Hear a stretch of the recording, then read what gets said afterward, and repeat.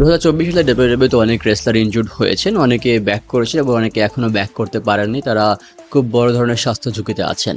আজকে ভিডিওতে আমরা কথা বলার চেষ্টা করব এমন কিছু রেসলারদেরকে নিয়ে যারা 2024 সালে WWE তে খুব বড় ধরনের ইনজুরির সম্মুখীন হয়েছিলেন। তাহলে আর বেশি কথা না বলে চলে যাবে একদম মূল ভিডিওতে। প্রথম যার কথা বলবো তিনি হচ্ছেন সেথ রলিংস। সেথ রলিংস 2015-16 এই সময়তে খুব বড় ধরনের ইনজুরির সম্মুখীন হন, বিশেষ করে তার নি ইনজুরি বা পায়ে একটা অংশের ইনজুরি। তবে 2024 সালে তিনি যখন জিন্দার মহলের সাথে একটা টাইটেল ম্যাচে ছিলেন তখন তার একটা মুভ মুনসল্ট, এই মুভটা ব্যবহার করার সময় তিনি তার নিতে আবার আঘাত পান। রেসলম্যানিয়াতে তিনি যখন 1002টা ম্যাচ খেলেন তার পায়ের উপরে বা তার নির উপরে অনেক বেশি চাপ পড়ে, এর ফলে তিনি তৎক্ষণাৎ ইনজুর্ড হন বা তাকে তৎক্ষণাৎ রেস্ট নিতে হয়। এর জন্য আমরা কয়েক মাস যাবত সেথ রলিংসকে রিংয়ের বাইরে দেখেছিলাম। দ্বিতীয় যার কথা বলো তিনি হচ্ছেন রিয়া রিপ্লি। রিয়া রিপ্লি যখন ব্যাকস্টেজে ছিলেন একটা ব্যাকস্টেজ সেগমেন্টে তার উপর অ্যাটাক করে, তার উপর চেয়ার ছুঁড়ে মারা হয় এবং সবচেয়ে বেশি ক্ষতি হয় যখন রিয়া রিপ্লিকে দেয়ালের সাথে ধাক্কা দেয়।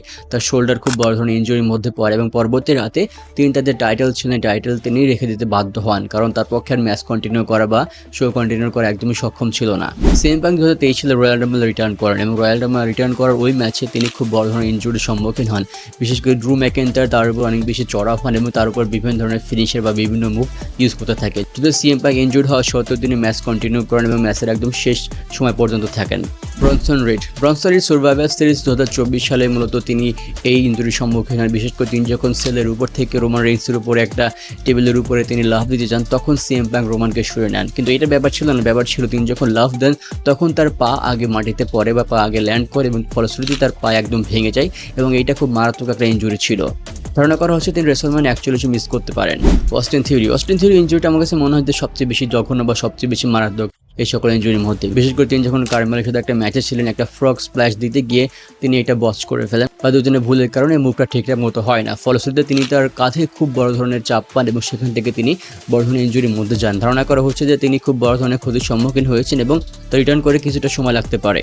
এজে স্টাইলস যখন ডব্লিউডব্লিউইতে রিটার্ন করে তখন তার ফিজিক বা তার ট্রান্সফরমেশন দেখে আমি সত্যি অবাক হয়ে গিয়েছিলাম। অবাক হওয়ার মতো একটা ব্যাপারই, কারণ তিনি তার এই বয়সে তার যে পরিমাণ ট্রান্সফরমেশন করেছেন, তার শরীরে যে উন্নতি করেছেন, এটা আসলে দেখার মতো একটা ব্যাপার। যদিও এজে স্টাইলস কার্মেলের সাথে একটা ম্যাচে যখন একটা মুভ ব্যবহার করতে যান তখন কার্মেলও তার পায়ের উপর বা লোয়ার লেগের উপর ল্যান্ড করে, ফলশ্রুতিতে তার পা খুবই ক্ষতিগ্রস্ত হয় এবং পরবর্তীতে তিনি ইনজুর্ড হয়ে যান। তবে বিভিন্ন রিউমার আছে যে এজে স্টাইলসের ইনজুরিটা স্ক্রিপ্টেড ছিল বা ইচ্ছাকৃতভাবে ইনজুরি ছিল, কিন্তু এটা আনফর্চুনেটলি সত্যি ইনজুরি হয়ে যায়। তো যেটাই হোক না, এজে স্টাইলসকে আমরা চাই খুব তাড়াতাড়ি তিনি রিংয়ে আবার ফিরে আসেন। ড্রু ম্যাকিন্টায়ার ব্যাড ব্লাড 2024 সিএম পাঙ্কের সাথে হেল ইন এ সেল একটা ম্যাচে তিনি খুবই ইনজুর্ড হন। বিশেষ করে এই ম্যাচটা এই বছরের সবচেয়ে ব্লাডি বা হেল ম্যাচ বলা যেতে পারে এবং এই ম্যাচের একটা পর্যায়ে দেখা যায় সিএম পাঙ্ক টুল বক্স দিয়ে ড্রু ম্যাকিন্টায়ারের মাথায় আঘাত করেন এবং আঘাত করার ফলশ্রুতি তার মাথার একটা বড় অংশ কেটে যায় এবং সেখানে 16টা সেলাইয়ের প্রয়োজন হয় এবং তার পরবর্তীতে তিনি কিছুদিন বাইরে থাকেন এবং পরবর্তীতে তিনি আবার রিটার্ন করেন। তবে সিএম পাঙ্ক সার্ভাইভার সিরিজ 2024 টমাটোঙ্গের উপরে তিনি আবার চড়াও হন এবং তাকেও তিনি টুল বক্স দিয়ে অ্যাটাক করেন। একই ধরনের অ্যাটাক স্টাইল, একই ধরনের ইনজুরি প্রায় বলা চলে, কিন্তু এক্ষেত্রে টমাটোঙ্গার হাতে যেহেতু আঘাত করা হয় তার হাতের লিগামেন্ট ছিঁড়ে যায় এবং তিনি সেখান থেকে আঘাতপ্রাপ্ত হয়ে বর্তমানে ইনজুরির মধ্যে আছেন। এছাড়া আরও অনেক পপুলার রেসলার রয়েছে যারা 2024 সালে ইনজুরির সম্মুখীন হয়েছেন এবং তারা খুব বড় ধরনের ক্ষতিগ্রস্ত হয়েছেন। তবে ভিডিও যেহেতু অনেক বড় হয়ে যায় জন্য আমি এগুলো রাখার চেষ্টা করিনি। তো ভিউয়ার্স, এর মধ্যে কোন রেসলার ইনজুরিটা আপনার কাছে সবচেয়ে বেশি মারাত্মক মনে, সবচেয়ে বেশি জঘন্য মনে হয়েছে আপনারা কমেন্ট বক্সে জানাতে পারবেন। সবাই ভালো থাকবেন, সুস্থ থাকবেন, সবার জন্য অনেক অনেক শুভকামনা। আসসালামু আলাইকুম।